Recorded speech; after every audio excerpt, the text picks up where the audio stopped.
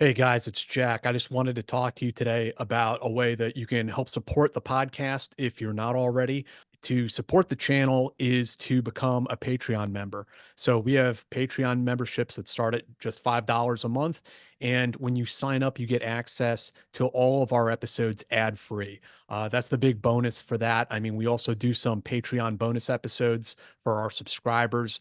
But this is the biggest and best way that you can support the Team House channel and podcast if you'd like to. And we really appreciate that. So go and check us out at patreon.com/the Team House. Hello, everyone, and welcome to another episode of Eyes On. I'm Andy Milburn. I'm Jason Lyons. I'm Dimitri Kontakos. Damn, we almost eliminated the delay there. You guys were on it today. Let's keep that one. Well, everyone, welcome to another episode. If we're sounding jovial, it has nothing to do with the news. I think my co-host was simply congratulating me on surviving Hurricane Milton. A couple of points about that, D, if I can, before we get into please. current affairs. Yeah.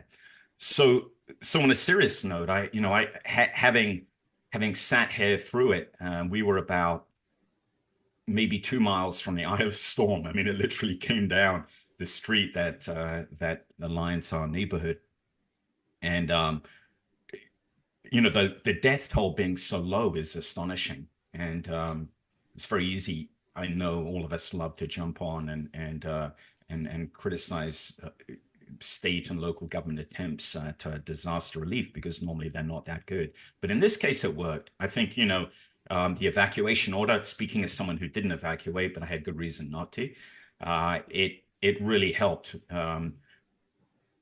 But I think too that I mean, there's no doubt about it that it was a killer hurricane. That's what I'm saying. So when we look at double-digit deaths, yes, that's too many, or even triple-digit deaths, it was still very fortunate. You'd have to see the effect that this hurricane had. I mean, I've been through many typhoons. I've been through Super Typhoon Rose when I was on a ship as a civilian. So no stranger to storms, but this was pretty frightening. And there were a couple of near misses in our neighborhood, trees coming down and all that. Power lines were the big deal. But again, low lack of a relatively low death rate. And in the three biggest hazards, yes, wind, surge, but the third one was Florida man. And that's always something that you have to bear into account here. All the rushes at the gas stations, the brawl, Wawa just up around the corner here. Wawa, the front of Wawa is almost decimated, which is it's kind of a local tragedy, yeah, because a lot of people hang out there. But then there's this massive fight in the forecourt of the gas station over gas, and I'm driving back from Tallahassee the other day with my son, and all the gas stations are out, man. It's like 3 a.m. We waited for 2 hours in line, and having made that comment about Florida man, yes, there was some definitely some free radicals out there just making it worse. But for the most part, everyone behaved very well and courteously, and so that really kind of helped too. But yeah, we emerged relatively unscathed. My ex's house was very nearly hit by this massive falling tree, and she slept through it all, but it must have sounded like an artillery round. I mean, she had her ears blocked up and everything. And when I saw it the next morning, I'm like, God damn. I mean, just a few meters and it would have crashed through. I mean, it and hit part of her bedroom. So we're unscathed, but we're very we're very humbled and realize that how much luck played on our side. Well, we're glad you and everybody close to you is good, and obviously I know it's cliche these days to say thoughts and prayers are going out to everybody who was affected, here, there, and through the first storm, and obviously whatever we can do, we will absolutely do. Yeah, it's an insurance nightmare. I mean, we pay a fortune for hurricane insurance in Florida anyway. It's through the fucking roof. And I mean, I've got a massive deductible on both houses because that's the only way to bring insurance down. So a lot of people, my point is, sadly, a lot of people are facing economic ruin from this. They're finding out that they're not insured. For instance, for flooding, hurricane insurance does not cover flooding. And if you're in a flood zone, it's pretty much impossible to get insurance for flooding. And of course, that's what's causing most of the damage. So, yeah, I don't want to pretend that this was a non-event. It was a massive, and it's a tragedy for many, many people. Yeah. Absolutely. Yeah, I mean, the first one that hit my aunt's house pretty hard. It was like totally flooded, like knee deep water in the house and stuff like that. I think they did okay on this next one. Like, they missed it. They didn't really get hit that bad, but the storm surge really fucked them up. Yeah, your aunt's up in Tarpon Springs, which is right on the coast. That's in the see, I know all your family, D. I know you do. That's like a Greek enclave, man. It is. Yeah. Last bastion of humanity. Yeah. Well, there's all kinds of goatophilia behavior going on. No comment. Oh man. So from the hurricane here to the hurricane in the Middle East. Yeah.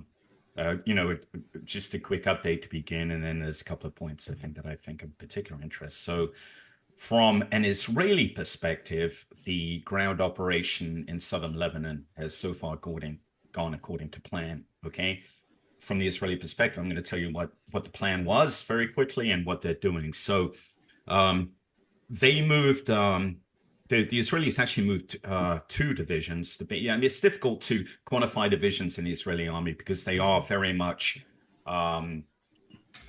what's the term that we used? Where you move parts around from one unit to another. It's a very common term. Anyway, the point is that they're not typically standing divisions that have the same units all the time. You could have a division headquarters with different brigades and they get shifted around all the time. So we like talking about divisions because we have things like, the 1st Marine Division or 82nd Airborne, and those always have the same brigades and same soldiers. That's not the case.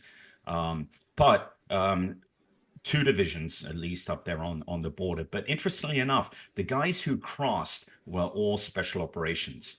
And initially the guys involved in the fighting, and this is a trend that has continued throughout the war. And as I write my book, it one thing I'm discovering is that, and this is universal. People certainly can bring me to task for this, but I can produce much evidence to bear this out. But here's the bottom line. The Israelis don't have a lot of confidence in their conventional forces for these types of operations. Why? Because over the last 2 decades, in fact, 3 decades, focus on training and equipping of conventional forces, and particularly the reserves, has atrophied in preference for a very clear focus on aviation strike, long-range precision strike, technological technological means for intelligence acquisition and strike. So all the high-tech stuff. And then as far as manpower, all the focus has gone on special operations. And when I say special operations, the Israelis have a number of units that they call special operations. One interesting thing that they've done for this conflict is that they've taken the three prominent SF battalions, Maglan, Igaz, and I'll remember the third one. Not Shaldak. I'll remember the third one in a moment. But it's 3 battalions, and they put them in this conventional brigade called the Commando Brigade with a commander. Well, what happens then is, of course, they get used as very highly trained conventional infantry. When you look at what's been happening in Gaza, here is the pattern from the initial attack onwards. Initial attack in October on to now. All right, massive bombardment as we've seen. Okay, they're taking no chances. That's kind of their policy. Whatever they may say, that's it.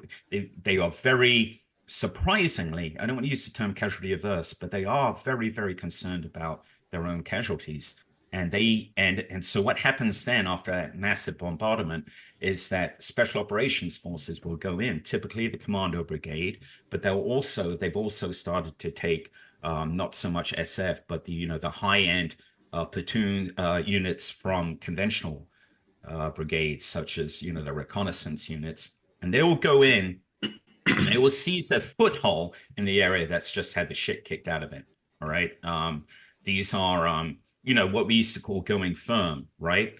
They will go in, they will seize, they'll move into buildings, they'll seize them. They build around these buildings what are called a McNons. They're like, they're strong points, all right, but they're out in they're strong points outside buildings. Those are used as assembly points and logistics nodes. So this is SF doing all of this, and they have engineers, Yahalom, who are special forces engineers and who help them with all of this, all right, because then they are, as they clear the buildings, they're clearing, but they're also clearing them obviously of explosives at the same time. And since after the initial phases of the battle, after the initial fight for northern Gaza, every attack has taken into account the tunnels, and so that is why the engineers are all important. Now, when they've moved in, they've identified what they call the tunnel frameworks.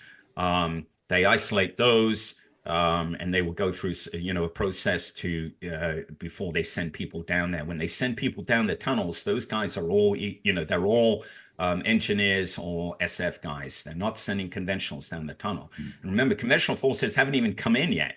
They are waiting in an assembly area. When everything is relatively calm, then they bring them in. And then those guys are the ones who do the clearing. It's not without risk. Of course it isn't. But what I'm saying, it's not like Fallujah, where we poured infantry in for the initial, it was all infantry. I didn't see a single SF guy, nothing. It was all us, kicking down doors, going in and clearing. That's not the Israeli way. They, when an infantry guy goes in, a lot of people have gone in that room. People have gone in that room before. The Israelis are using very skillful use of drones inside to clear rooms. They'll send drones in, they send dogs in.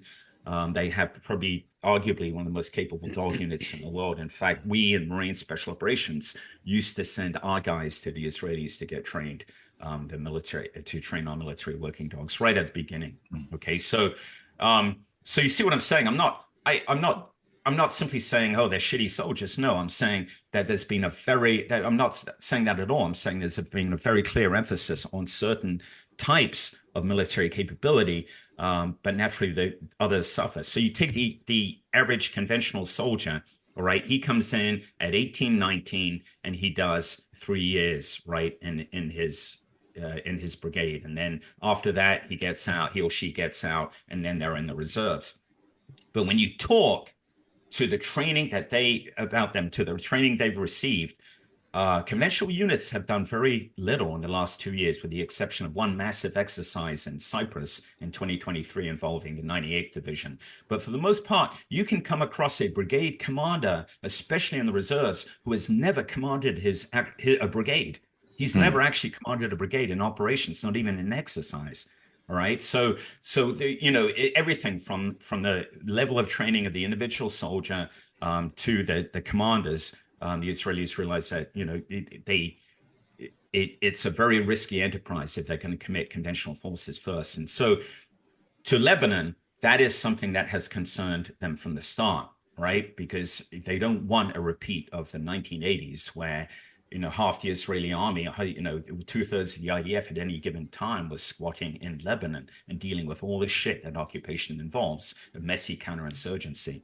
This time they've gone in especially with the EGARs. The EGARs it's a unit, a battalion that basically are trained. They're focused on Lebanon, but they are trained to blend in with locals. So they have an intelligence acquisition part of this too, as well as a strike capability. And when you look at the casualties, most of them have been from the EGARs, with the exception of the casualties for instance, yesterday, caused by Lebanese Hezbollah drones coming across the border. And some of you may have heard yesterday, there's a base, the Golani Brigade base in Ben Hamina, which is south of Haifa. All right, it's significant. Was hit by 2 drones. Four IDF soldiers killed, but 40 to 60 wounded. All right. And what's interesting is apparently, I am told, Halevi, the chief of staff, happened to be on the Golani base when this strike occurred. So who knows if it was intelligence or it was just pure blind luck. All right. But Hezbollah knew what they were doing, in the sense when you look at the drone infiltration route, they came in from opposite directions, but they both came through gaps in the Israeli ADA system, and one came in over the Mediterranean, which is quite interesting. So my point is this, that as the Israelis expand their foothold, their lodgement in Lebanon, they're doing what they need to do. Their pattern, what their objectives are. Their pattern is that they'll move in, they'll seize one of these. They call them reservations. It's essentially a village with tunnel networks and Hezbollah fortifications built by the Radwan force, which is their assault force. And the Israelis are saying all these villages along the front line there in Lebanon, the plan was to use them as stepping off points for a ground assault, and that a lot of preparation went into this. And so their argument is that we prevented a ground assault into Israel that would have been like 7 October. They're going through, they're clearing these villages, which includes a lot of tunnel work, blowing shit up, and then they'll move on to the next village. And then they'll bring conventional forces in to kind of sit on that, to hold, right? This is within a few kilometers of the border. And they've even started to take journalists in across the border. So they're confident enough that they are safe there in those areas. Ironically, the areas that are not safe are still back in Israel, where you've got, dozens of rockets every day still being fired. And this is going to be a problem that faces the Israelis indefinitely, right? How do you guys all know how easy it is to set up a rocket and shoot it, and Hezbollah has a lot of practice in this, and they had a shitload of rockets. There's no doubt about it that the Israelis have removed they have perhaps not neutralized, but they have decimated Hezbollah to the extent that it cannot conduct a coordinated operation. But that's not what it needs to do. All it needs to do is sow doubt and fear in the Israeli population by continuing to strike these areas. So you kind of see the dilemma that's going to be facing the Israelis. Yes, undoubtedly what they're doing is effective. And I will take a side seat for a moment and make a partisan comment from the U.S. point that, yes, the United States government is delighted to see Hezbollah dismantled. Hezbollah has been, aside from a thorn in the side of, or the biggest obstacle arguably to regional peace, aside from Iran itself, Hezbollah has stiff-armed Lebanon and prevented it from having a government for the last 20 years, an effective government. From the destruction of assassination of Prime Minister Hariri back in whenever it was 2005, to most recently blocking, the investigations of the 2020 explosion. Hezbollah is a cancer, and it is being eviscerated from Lebanese politics. The U.S. government's happy to see that, but you'll see, what I'm talking about. You'll see that that at some point Israel will have to pull back into Israel, and the real question is what happens then. Will UNIFIL be strong enough in conjunction with the Lebanese government to enforce UN Resolution 1701, which forbids armed militias, read Hezbollah, south of the Litani River? Will they even be able to enforce what the Israelis right now are asking them to enforce, which is a 10-kilometer buffer zone? We don't know, but the U.S. is going to play, a huge role in that. The other part of this is the Lebanese government willing to do this. Who leads the Lebanese government? No one right now, because Hezbollah has blocked bringing in a president for the last 2 years. So you see how destruction of Hezbollah actually, and everything that's going on, I'm just stating an argument, will arguably help Lebanon in the long run if Lebanon, the international community, especially in the United States, are willing to step in and to do the things that need to be done. Okay, that's me talking way too much, guys. What do you have? No, that was awesome. That was awesome. So pulling out a little bit wider in the Middle East, I think we discussed this before we started taping. I was asked to pass on a question to you based on, in their words, your expertise in the area. Will Israel ever go after the Ayatollah once and for all? And if either way, whether they do or don't, do you know if there is a successor in place that's been groomed to take over? Jason, yeah, that's a great comment. Great question, and I'm embarrassed, but also grateful to be called an expert. It's very rare that happens. I'm not. I hasten to add.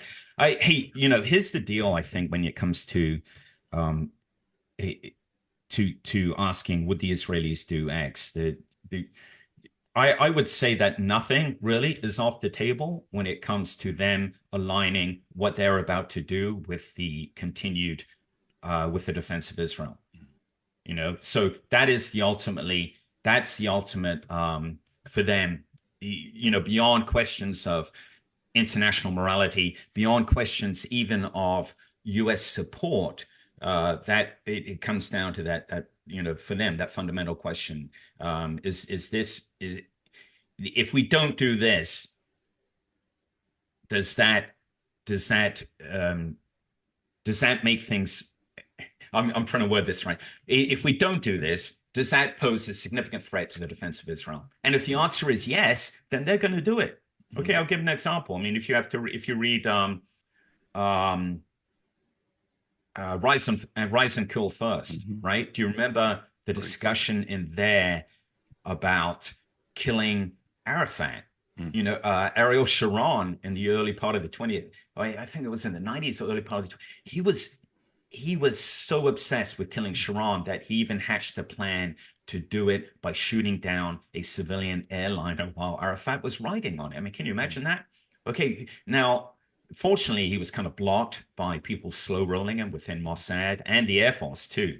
I mean, they had this plan. They were going to launch F-16s to shoot down an Airbus, or rather F-15s. I mean, it's crazy. So if I was to, if we were going to, if someone had called in and said, "Hey, Andy, do you think that the Israelis would shoot down a civilian airliner to go after one guy?" Of course, I would have said no, that's insane. But there it is. I mean, that's a great book, by the way. I do recommend it. That's an awesome. But the other, so what does Israel do in the counterstrike? There's three options, all right, and it may be a combination of all three. And the U.S. is trying to weigh in here too. Okay, one is to go after Iran. No. Let's start with the most probably the most benign. Okay, sanctions. It's not going to be sanctions. It's going to be a kinetic strike. All right. So the choices for a kinetic strike are military facilities, especially those with ADA and missile launching abilities. What Israel would really like to do is to remove Iran's pretense to having integrated air defense, right? Because that sets the stage for the future. Yes, the Russians will replace it, but it's going to take a little bit of time. And if the Israelis can continue to trick Russian air defense systems, it enables it and now allows them to pose a greater threat, right? Implicitly to Iran's nuclear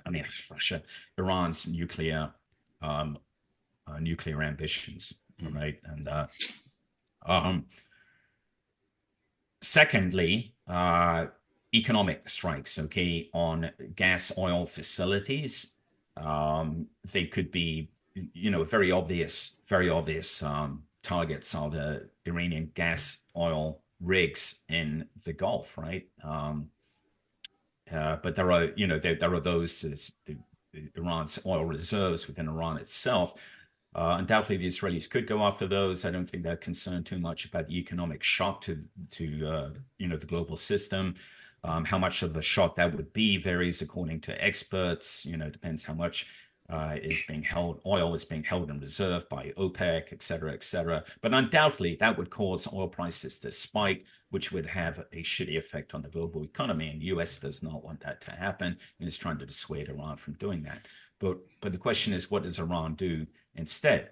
Now, I guarantee you, I don't know, but I guarantee you that there is a segment within the Iranian government right now, Israeli government right now, who are saying, hey, this is our chance to go after nuclear facilities, the Natanz, the centrifuges that are deeply buried and that the global atomic energy community believes are the ones that are going to be enriching military grade or weapons grade uranium. We're already beginning to do that. And we've talked here about how far away Iran is from breakout, and estimates vary from 2 years to 6 months. Okay, so that is a significant threat. Undoubtedly, Israelis are saying, hey, we have now an open hand to go after Iran's nuclear facilities because we've been hit. The world expects retaliation. The US supports us. The question is, all right, can Israel do that by itself? And it used to be, and I believe still is, that they would need support from us in certain areas. Okay. Undoubtedly, they're going to want US. I believe they need US support, but undoubtedly they're going to want US support. And that is the question, whether, which of those. Why the delay? Well, first of all, I believe Netanyahu didn't want to ruin Rosh Hashanah, which is the Jewish holiday of atonement, which is taking place right now. But the second reason, and it is the desire to coordinate actions in advance with the Biden administration. Okay, I do believe that's true. I mean, whatever Netanyahu believes, I know that is the advice he's being given.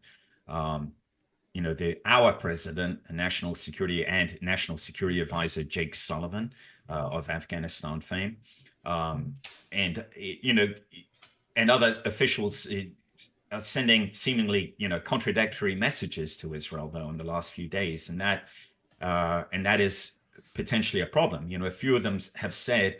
Some of these comments have said that Iran's actions would have serious consequences, right? We're saying that as though we are part of the retribution, and we've already started to impose sanctions. But the suggestion to the international community when we say that is that the United States might even join the expected Israeli attack. I'm not going to make a comment on whether that's a good idea or not. I'm just saying if that is the case, we need to be crystal clear, as Tom Cruise says in A Few Good Men, crystal clear. So, Andy, do you think I read about the recent deployment of the THAAD air defense systems to Israel? Do you think that's a signal of the US's quote unquote all in, or is that just hey, we're just doing our part to support? No, Jason, I think that's just doing our part to support. I mean, we have. I'm pausing here because I don't want to go into the realm of classified, but from memory classified. I don't, not actually, and I don't want to even get near there. But this is part of a pre-agreement. Okay, the United States has always been committed to the defense of Israel. Deploying THAAD is a very high profile, very visible and effective way to show that we are serious about doing exactly that. But it's not, I don't think it's an implicit, green light to anything. Okay.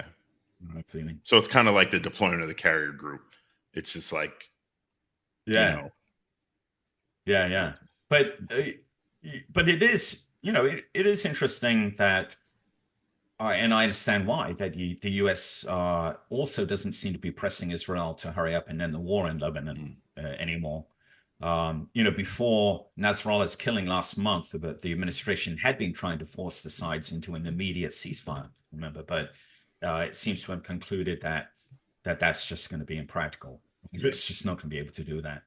But I think also, it sees an opportunity to shake up Lebanon's political system, as I mentioned, in a positive way, in a way that would reduce the decisive influence Hezbollah acquired over the past decade, thanks to its military wing, and especially its Radwan force, which is kind of it's used the term elite, but it's their specially trained assault units.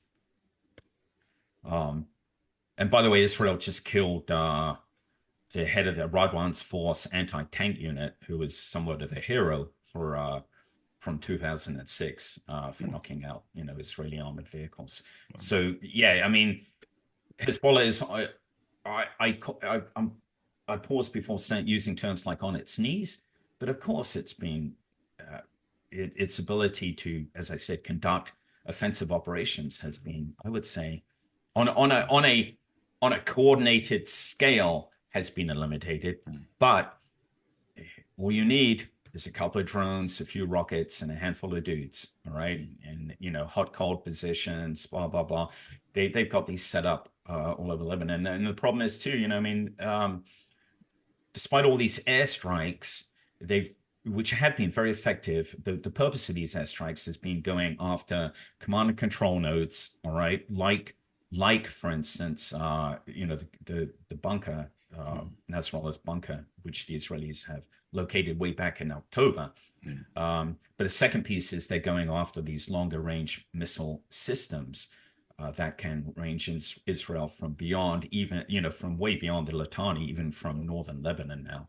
And that's another challenge for them too, because as you know, using kinetic strikes alone is unlikely to eliminate that threat. There may be a plan at some stage to put in soft guys into certain areas on the ground, if they haven't already done so, in northern Lebanon, to ensure destruction of Lebanon's longer range capabilities. Gotcha. I got a question going back to Iran. Can Israel actually destroy their nuclear facilities that are underground with the centrifuges that are like the primo ones? Yeah, it's a really good question. I'm pausing because the bombs that were used against Nasrallah were the bombs that we would have expected to use against The GBUs? facilities. Yeah, they what's it, GBU 28? Is that I don't know. right? I don't know the Yeah, I exact think it's number. GBU 28. Anyway, it's got it's more than a delayed. I mean, it's a ground penetrating. I'm using the wrong terms, and people are going to call in. But anyway, it goes deep before exploding, right? It does have a massive delayed fuse, and it is a massive explosion. They use several of those, right? After Nasrallah, they've got plenty. But I don't know. I don't know is the answer. If you read up on this among the atomic nuts, and in fact, you might want to get one of your favorite guests, actually, as you know, was part of the Atomic Energy Watchdog Commission. Shut up. So you can bring them on. But my point is, when you talk to these people, you don't always get a consistent answer. So I think the answer is no one knows. They know that these undoubtedly the Iranians now have a good understanding of Israeli capabilities, and they don't want their nuclear facilities to be within range of those capabilities. So who knows what they've done, how deep those centrifuges are now. Someone does. I mean, I'm sure the U.S. intelligence does, and they're doing weaponeering on this and trying to end it and trying to decide that. But that's a big question. Yeah, this would be a good question for Alex. Alex, yeah, calling you out. Alex Hollings, of course, of Air Power, Sandbox News, yeah. Friend of the show. Coming back? Yeah, we could get him to come back. Absolutely. We'll shame him. You know what? While all this is going on, so we talked about Iran, we talked about what's going on in Lebanon. Kind of interesting. The Israeli government has the IDF going back in for offensive operations in Gaza too, right? So, but talking to guys who are involved in this operation, the goals are not immediately clear. So the operations in northern Gaza, I'm being told were ordered without a lot of in-depth discussion, right? Normally in the IDF, one of the strengths of the IDF is that there is, they encourage not argument, but open discussion on things. They are much better in that sense than we are in the U.S. military. We don't, we may talk about mission command, but we ignore it totally. The Israelis make an effort, okay, and normally they'll argue back if they think something's doesn't make sense. Well, they don't understand the intent, or blah, blah. Well, apparently I'm told, yeah, there was a lot of, hey, why are we doing this? But not a lot of answers. So there is, I read an article, okay, I'm going to preface this in Haaretz, which is one of the Israeli newspapers. In fairness, considered kind of a more, some would say liberal, some would say left wing, I mean, centrist, leftist center paper. But in Haaretz, it says it is possible that the operation is laying the groundwork for a decision by the government to put in effect what they call surrender or starve plan, all right? And which would call for all residents of northern Gaza to be evacuated to humanitarian zones in the south, with those choosing to remain deemed Hamas operatives and legitimate military targets. While Gazans in the south are getting humanitarian assistance, those who remain in the north will face, death or hunger, right? I mean, it's now the Israeli government, when Haaretz came out with this, were quick to say, no, we would never do that because it violates international law and we would lose the support of the United States, blah, blah, blah. And it would absolutely undermine the legitimacy of Israel's entire Gaza defense. Well, it's actually the IDF who's arguing that, why that would not be a good idea. It's very interesting. And I'm not saying that is the plan. I'm just saying that's the debate going on. So what has happened, there's a wide-ranging operation taking place in northern Gaza. You've probably been reading about this since the collapse of the latest hostage talks, with the aim of pressuring Hamas to return to the negotiating table. Yahya Sinwar, still unlocated, still alive and out there. He's probably figuring at this stage, I'm sure he's factored in, he's going to die sooner or later. He's got nothing to gain at this stage by any negotiation.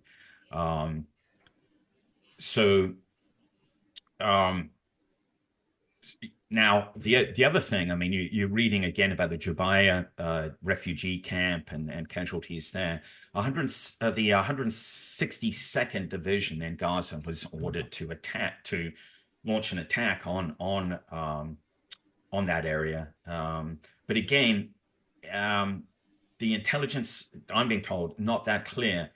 And when you talk to Israeli intelligence guys, I'm talking about military intelligence guys. I'm not pretending to have inroads with Shin Bet. No, I'm sorry. They estimate that there's probably some 4,000 fighters, 4,000 Gazans who are known as Hamas fighters, just in the north alone, with an even greater number in the south. Even though Hamas's Rafah brigade has been degraded and has ceased operating as an organized army, many of the fighters just left the combat zone before the IDF entered, apparently, according to the IDF guys on the ground. And other Hamas fighters are operating from the camps in central Gaza Strip where the IDF hasn't been active. But here's the really concerning part of this. Hamas dominates all civilian activity in the enclave in Gaza Strip still. The defense establishment, the IDF, is trying to urge the government to agree to some form of international governance for Gaza, but those appeals have been turned down. So, Hamas even has a police force called the Arrow Force, right, that numbers several hundred people. And its main task is just to crack down on anyone opposed to Hamas's rule. So, obviously, Sinwar's greatest concern is that the difficult humanitarian conditions in Gaza will cause the residents to revolt against Hamas. And there's already been evidence of local groups unaffiliated with Hamas, like family groups, trying to take control of their neighborhoods and keep Hamas operatives out. So there's kind of an internal struggle going on there. The idea of saying, hey, look, putting an end to Hamas rule in Gaza is a much more complex challenge than the war itself. And although it's been hit hard militarily, it is still the only civilian authority in Gaza. And that's concerning. And if anything, the civilian populations become even more dependent on the organization because it distributes humanitarian aid. It's also one of the remaining sources of paid work so many are joining it, even if they don't, respect its aims or ideology.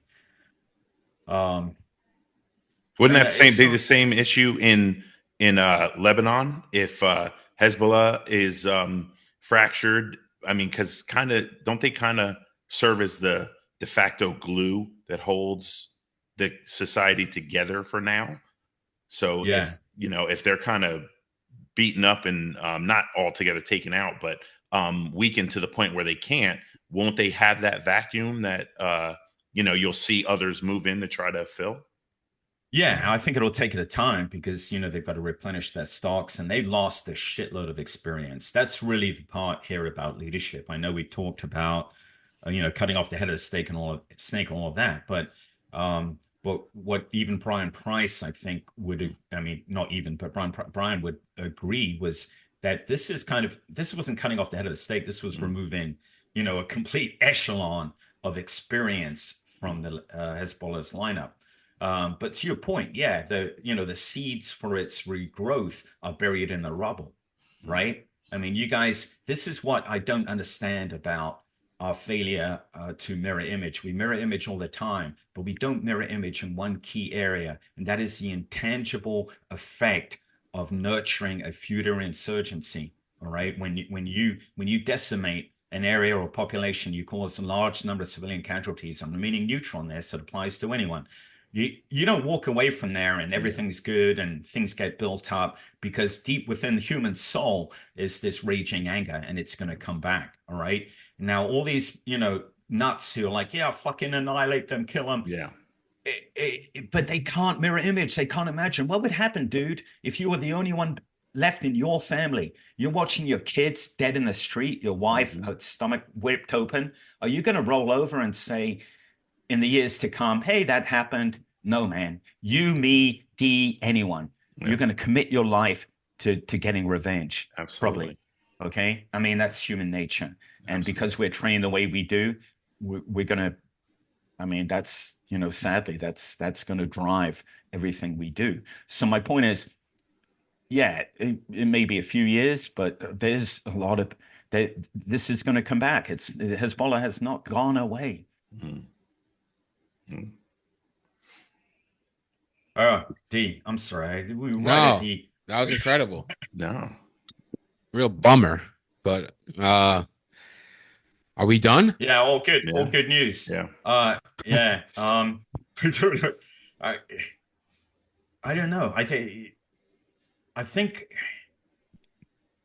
yeah, I don't want to predict what's going to happen, guys. I really don't, because there are so many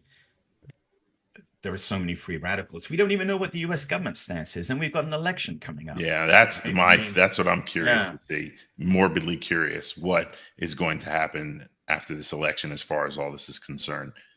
Yeah, that's a cool one. My guess. Well, I mean, you want me to speculate? I could speculate. Yes, you are. I'm the conspiracy. Yeah. I think it's going to be kind of more of the same. Even if Kamala is elected, it'll just be more publicly facing, like Israel needs to kind of calm down, but we'll still send them billions and billions of dollars of aid and military equipment. And I think it'll probably be more overt if Trump is elected, that, we're going to fucking destroy, like, just the PR is going to go out the window. But I think it's going to be pretty much the same, either or. It's certainly, it's an unknown, right? And that's adding to all of this chaos. But anyway, it's going to be very interesting to see, and stay tuned, folks. As they say, we will keep you updated. Guys, that's it for today, man. That was great. Do me a favor. I need everybody to do me a favor. You see that book over Andy's right shoulder? It's When the Tempest Gathers. It's his memoir. It's incredible. The link is in the description. Buy it. Enjoy it. What else? Jason's coming out with a book soon about erotic stories. I'm very excited about that. Hell yeah. It's his memoir, right? Yeah. Behind the brown door. All the links will be in the description. Not for Jason's book. It's not out yet. He's still writing it. Andy's book, Andy's Substack, Andy's Twitter, Andy's LinkedIn, everything. Also, the most important thing for the channel in general is patreon.com/the team house. I know it's annoying. I put it in the beginning. I say it at the end. YouTube literally is down 80%, over 80%. It's crazy because our views aren't as bad. Like it's not down 80%. We need you to join. If you want to help support the show and keep both of these shows going, patreon.com/the team house. The link is in the description. Oh, and real quick, prayers, please, for my boy Percy, my dog. He got his ass handed to him by a Rottweiler this weekend. Oh no. Yeah, I was sitting in the kitchen and I saw this flash go by the window. I'm like, what the hell is that? So I go outside and I look and I don't see him in the yard. And then I hear somebody yelling out in the street. And I jump over the fence, run out there, and there's this guy just laying on top of Percy, like screaming, you're okay, you're okay. And this massive Rottweiler just sitting there as if he's like in a dog show. And there's just blood all over. I'm like, what the hell happened? God. So apparently he heard the Rottweiler and another dog barking at each other and was like, oh, I want to get in on this, and went right after the Rottweiler. So tore his paw open, his front right paw open. It was like at an angle. His back paw ripped the pad off, the back paw, bite marks all over. So he's all bandaged up laying on the couch. Oh no. Yeah, my man. And the thing is, though, he was completely calm through the whole thing. Like they did a little minor surgery on him and stuff, and stapled him up, and he just sat there. He's like, "Sorry, Dad," just looking at me. Oh man, something about hurt dogs, man. I mean, I don't mean to sound hard-hearted, but I mean, I find it easier to see people in pain Same than animals. And, maybe it's because they are. I don't know. Because they can't communicate, really. They can't tell you, so maybe it's because I prefer dogs to people. Yeah. Generally. Yeah. So he's all drugged up, laying on the couch, But I had actually, and he's like 80, almost 90 pounds. And I had to carry him up and down the stairs outside to go pee, So I'm like, that's why you do those workouts, Jason. Yeah, exactly. So, but somebody going to do it for me. This is for my kids. Y'all are doing this for me when I'm 90 years old and can't walk. So God bless you, man. Yeah. So thanks, everybody. Yeah. Thoughts for Percy. Percy, a good dog. You check out the show with you guys and the team house. Percy's makes a cameo. Yeah. Yeah. So, all right. Thanks, everybody. Thanks, guys. Bye, guys. All right.